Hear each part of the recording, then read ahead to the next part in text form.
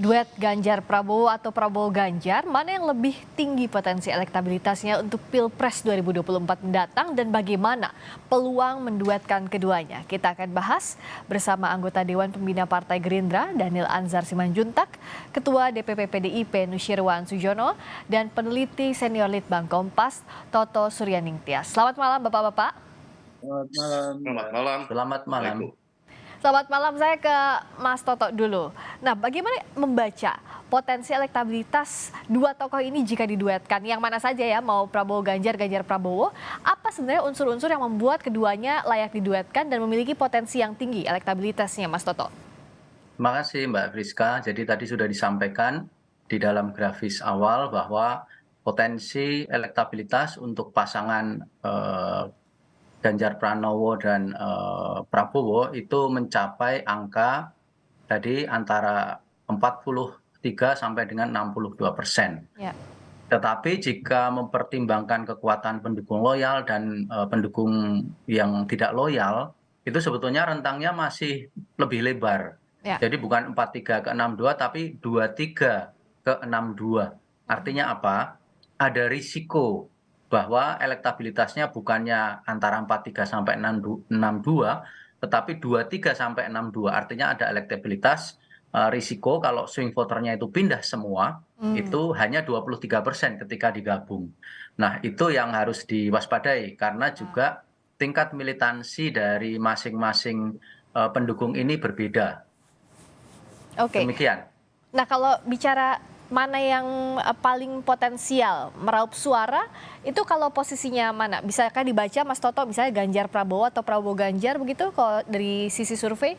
Kalau dari sisi angka masih jelas Ganjar Prabowo. Jadi pertama Ganjar Prabowo itu akan lebih tinggi dari segi angka Karena?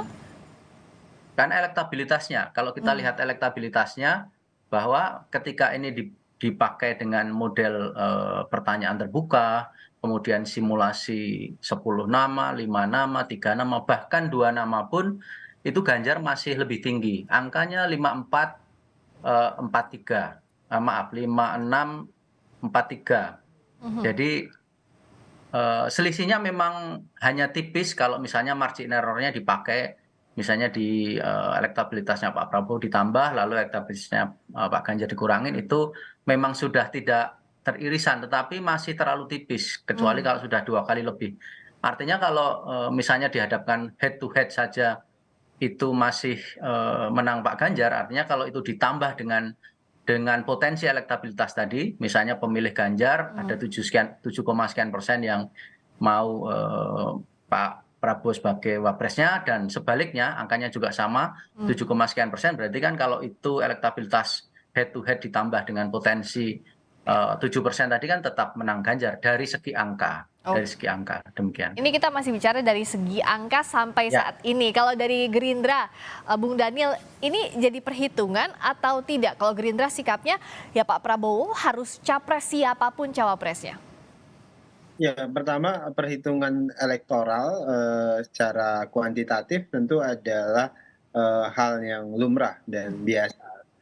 Itu satu variabel ya, tetapi ada variabel lain tentu yang akan menentukan hitungan kuantitatif elektoral tersebut. Apa itu ketika koalisi partai, formasi koalisi dan formasi capres dan cawapres itu sudah terbentuk. Betul. Jadi sekarang kan belum terbentuk Ya. dan semuanya saling berlomba untuk membentuk formasi-formasi terbaik. Kalau ibarat main sepak bola ini formasi mana yang terbaik dan itu yang akan bertanding nanti di kompetisi Pilpres. Nah, pada saat ini proses yang sedang dilalui masing-masing partai termasuk Gerindra, termasuk Pak Prabowo, itu adalah ingin membentuk formasi yang terbaik. Supaya kemudian ketika masuk kompetisi Pilpres nanti itu adalah formasi yang mampu menang. Nah, prosesnya kami sedang melakukan itu. Sekarang kami bersama dengan Partai Kebangkitan Bangsa, bersama dengan Cak Imin, terus membangun koalisi yang kuat dengan semua pihak untuk membentuk formasi yang terbaik nanti yang akan bertanding di Pilpres. Nah, pada prinsipnya Pak Prabowo, Partai Gerindra itu sangat terbuka untuk membentuk formasi-formasi dengan semua pihak. Nah, Oke. tentu dengan tahapan yang benar. Tahapan yang benar itu maksudnya bagaimana? Pada saat ini Gerindra, Pak Prabowo sudah berkoalisi dengan PKB, dalam hal ini juga dengan Gus Imin atau Cak Imin. Mhm. Nah, keputusan Partai Gerindra dan PKB dalam hal ini penentuan cawapres Pak Prabowo nanti akan ditentukan dan dibicarakan oleh Pak Prabowo bersama Gus Imin atau Cak Imin. Nah, dan kedua tokoh ini termasuk Gerindra di satu sisi dan PKB di sisi lain terus membangun koalisi-koalisi dan mengajak membentuk formasi-formasi yang terbaik. Nah, prinsipnya kami sangat terbuka bekerja sama dengan semua pihak, apapun latar belakangnya, Mhm. dan seperti apapun nilai kuantitatif elektoralnya. Oke, tapi posisi Pak Prabowo harus capres, penegasannya itu? Nah, kalau itu final, Mbak Friska. Oke, Karena itu adalah amanah seluruh kader Gerindra di seluruh Indonesia. Untuk obligasi seluruh kader Gerindra pada saat ini itu adalah ingin memastikan Pak Prabowo maju capres kemudian menjadi Presiden Republik Indonesia di 2024. oke. Kalau dari PDI Perjuangan, apakah sudah final juga kadernya itu adalah capres di Pilpres nanti, Pak Irwan?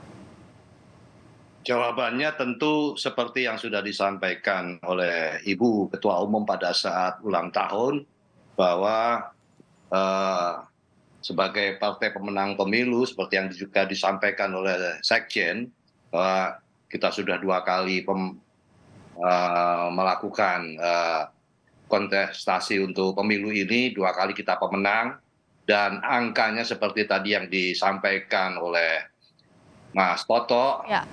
kita sudah sama-sama tahu positioningnya seperti itu.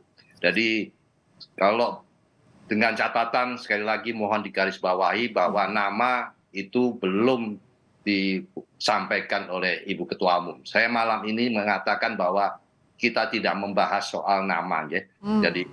Jadi semua sudah tahu bahwa itu nanti pada saatnya Ibu Ketua Umum sendiri, Ibu Megawati sendiri yang akan menyampaikan siapa yang akan diajukan. Berkaitan dengan munculnya komposisi atau formula yang saat ini sedang dibahas, itu tentu bukan muncul dari kami, itu hanya karena framing atau katakanlah pembentuk dari beberapa pihak yang mungkin akhirnya membentuk conditioning seperti saat ini. Jadi apabila tadi dinyatakan oleh Bung Daniel bahwa itu merupakan keputusan dari internal partai untuk mencalonkan, wajar saja. Oke. Kalau sebuah partai itu tentu yang akan dicalonkan ya dari partainya sendiri, ketua umum ya, Ya. maju gitu ya. Oke. Jadi malah aneh kalau misalnya partai mengajukan nama orang lain itu. Tapi nanti bagaimana formulasinya seperti yang disampaikan tadi, tentu kita ikuti saja dinamika politik yang berkembang. Kemudian, Jadi bahkan PDI berikutnya, Perjuangan menyebutnya nama Pak Ganjar dikaitkan dengan Pilpres aja belum mau ya, karena belum ada keputusan dari Ibu Ketua Umum, begitu ya, Pak Irwan? yang mengkaitkan tentu bukan pihak kami ya, karena PDI Perjuangan dalam hal ini Bu Ketua Umum Pak Toto belum mengumumkan siapa calon presidennya. Ya, Oke. hanya saja apabila kita mengakui, Pak Daniel, mengakui produk scientific data, Ya. ya, itu kan produk keilmuan ya. Mhm. Kalau misalnya itu kita tidak mengakui produk tersebut, lalu acuannya apa? Tentu Oke. tidak berdasarkan berandai-andai atau perasaan. Betul. Jadi kita perlu mengapresiasi apa yang sudah dihasilkan oleh peneliti-peneliti yang menggunakan metode angka-angka yang dimunculkan pada saat ini. Oke, Tentu baik. itu adalah dasar yang tidak bisa dinafikan begitu saja. Oke. Itu menjadi dasar pula salah satu hal yang bisa menjadi kebijakan untuk nanti kelak pada saatnya Iya, jadi intinya Pak Irwan izin kalau secara angka diakui ini salah satu seperti yang Bung Daniel tadi juga bilang ya bahwa ini salah satu variabel tapi masih banyak variabel-variabel lainnya tidak hanya kuantitatif tapi kualitatif. Saya ke Mas Toto dulu izin. Mas Toto, gimana tadi dengan swing voters? Saya tertarik karena kalau misalnya rentangnya kalau dengan pasangan tanpa swing voters itu 43,4 sampai 62,6%. Tapi dengan swing voters ada risiko di sana 23,3 sampai 62,6%. Nah ini bagaimana hitungannya, bacaannya, Mas Toto? Ya, ini intinya kita menambahkan, kita mengasumsikan kalau misalnya yang swing voter itu semua tidak milih, misalnya kayak gitu. Betul. Misalnya swing voter tidak milih. Ini kan begini, angkanya sebetulnya elektabilitas tadi, elektabilitas kalau head to head ya, yang paling real kan head to head. Ya. Kalau misalnya head to head itu kan 56-43. Sementara kalau pemilih Ganjar yang pengen Prabowo jadi wakilnya itu 7,8 dan kalau sebaliknya itu 7,5 gitu, sekitar 70% lah. Ya. Nah, tapi memang ada faktor lain juga terkait angka yang mungkin harus kami sampaikan di sini. Kita harus melihat juga bahwa ternyata kalau dari hasil perunutan terhadap survei-survei ini, termasuk yang terakhir, kelihatan bahwa para pemilih Prabowo ini lebih militan dibanding pemilih Ganjar. Akan tetapi swing voternya pemilih Prabowo lebih besar dibandingkan pemilihnya Ganjar. Meskipun selisihnya tidak terlalu banyak, swing voternya, perbedaan swing voter itu, akan tetapi misalnya swing voternya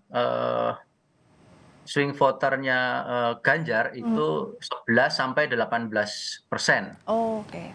Sementara swing voternya Prabowo itu 8,7 sampai dengan 15%. Ini dari perkiraan-perkiraan kami. Ya.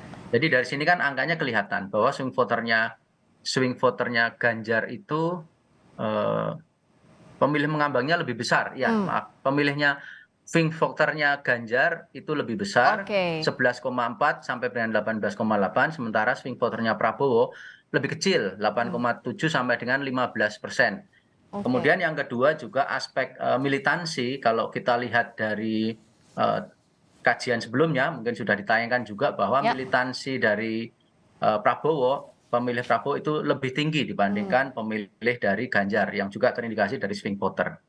Demikian, Mbak. Nah, tapi swing voternya ke arah mana jikalau tidak memilih masing-masing tokoh tadi? Bisakah dibaca lebih jauh lagi, Mas Toto? Hasilnya itu tadi.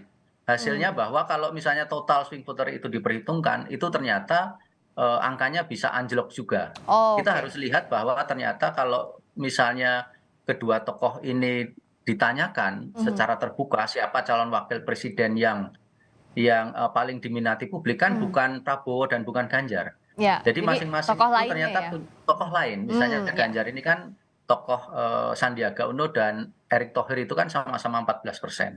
Sementara kalau siapa cawapresnya Prabowo, itu kan yang paling tinggi Sandi Uno 21%, kemudian di bawahnya ada Ridwan Kamil dan juga Anies Baswedan. Jadi kita harus lihat bahwa angka 7% yang tadi kita bahas itu sebetulnya angka pemaksaan dalam tanda petik kalau kita paksakan dua calon ini bergabung. Sehingga kalau swing voter tadi dipaksakan ya hasilnya tadi memang bisa jeblok. Nah itu kan tergantung hal-hal yang di luar sekedar angka, tapi yang kualitatif termasuk juga komposisi koalisi dan juga narasi di masyarakat sendiri. Baik Mas Toto, clear sampai tadi swing voternya ke arah mana, jadi lebih jelas. Masing-masing pemilih rata-rata menginginkan baik Prabowo atau Ganjar jadi calon presidennya kalau dari sisi pemilih. Nah tapi kalau begitu dengan ada wacana Prabowo Ganjar atau Ganjar Prabowo, terakhir masing-masing ke Bung Daniel dengan Pak Irwan, masih impossible sampai sejauh ini, masih tidak mungkin, Bung Daniel?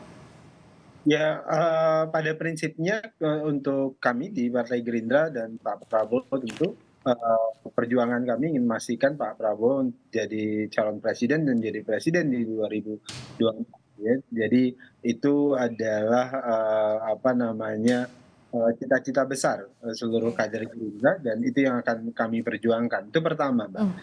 Kedua, pada hari ini tentu fokus utamanya itu tadi, karena politik kita sistemnya adalah kepartaian, termasuk dalam hal ini, pencapresan itu juga dari partai, partai yang bisa mencalonkan, tentu, Ya, partai, harus bekerja sama karena hanya yang baik. bisa mencalonkan secara, Hmm, tunggal itu hanya PDIP oke, pada titik ini dan kami baik, tentu harus berkolaborasi dengan semua pihak dan baik. kolaborasi itu yang sedang kami Ya, bangun dan terus kami bangun untuk memastikan, oke. kita atau kami bisa menang dalam Pilpres di 2024 nanti. Oke, baik. Terakhir, singkat saja Pak Irwan.